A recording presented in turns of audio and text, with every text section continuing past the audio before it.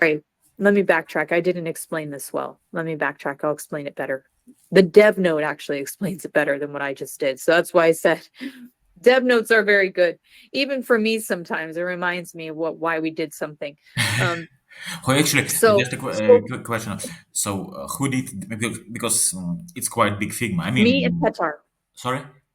You and Peter? Mostly Petar and I did this. Okay. So I worked closely with our UX UI designer. So he and I, for the most part, Okay, good. did all of this. Yeah. Good job, yeah. Yeah. Of course, with contributions from other team members. Ivana definitely worked closely with us, and especially Yelena, we worked closely with her to work out some logic and what would be possible. So let me go back to this. Sorry. Yeah. We've already identified this business. So we know from registration if they're cultivation, we know if they're, legal, we know if they're insurance or retail merchandise. We already know what kind of business. So we already actually have the first layer, right? Yeah. So we don't need that for this. So what we actually are showing them here in this dropdown is the second layer, the bullet points. So let's say I'm a cultivation supplies. It will show all of these. Whoop, I messed that up. All of those would go here. The subcategories. Okay. Okay, so that one's done. That one clear? Yeah. Yeah. Okay. Your profile's product category. That's the one that you get to choose. You get to enter that in. It's optional. It's not required. But if you want to add your own categories, so this is assuming, let's say you had categories from the past that you added, you would see those in the drop-down menu. So it's like for searching, actually, yeah?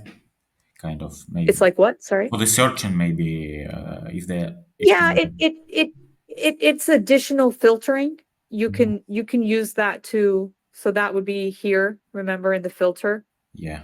So that would show up here. So your profile categories that you as the owner add to your products, that would show here. Does that make sense? Yeah. Okay. But yeah, it's not going to show on anybody else's profile, on anybody else's products except yours. If you want to add another one, you click this little button and then a field opens up, a text box opens up, and you type it in here. And then it gets added. So if I added another one here, then that would be category number 6, or it would actually be whatever the name was. Okay. This is assuming you previously added categories. And then we get to decide a couple more things. Of course, the description of the product, but then we have 2 more choices here. We've got make searchable outside of Leafy Loop and hide product. Hide product means hide it from other members on the app. Okay, so that's within the app, whether or not I want to show it or keep it hidden. Make searchable outside of Leafy Loop is about outside of the app. So let's say on a Google search or a search engine search, you can decide that you don't want anyone to be able to identify that, or you don't want it to come up in the results, then you do not click that one. If you want I'm just this to thinking, come what up reason in to hide? results, What you reason to click. hide it?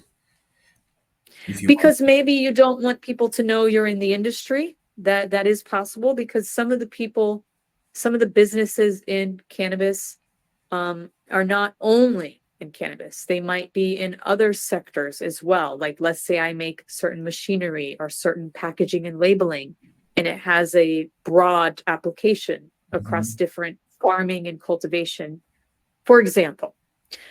That is less concerning now, but and also you just might be more privacy conscious. But who gonna see it, actually? If I'm hiding it, who gonna see it? So if you hide it, nobody will see it. So if you click this one, no one will see it. Not inside Leafy Loop, not outside Leafy Loop. Yeah. If you hide it, you're essentially making it a draft.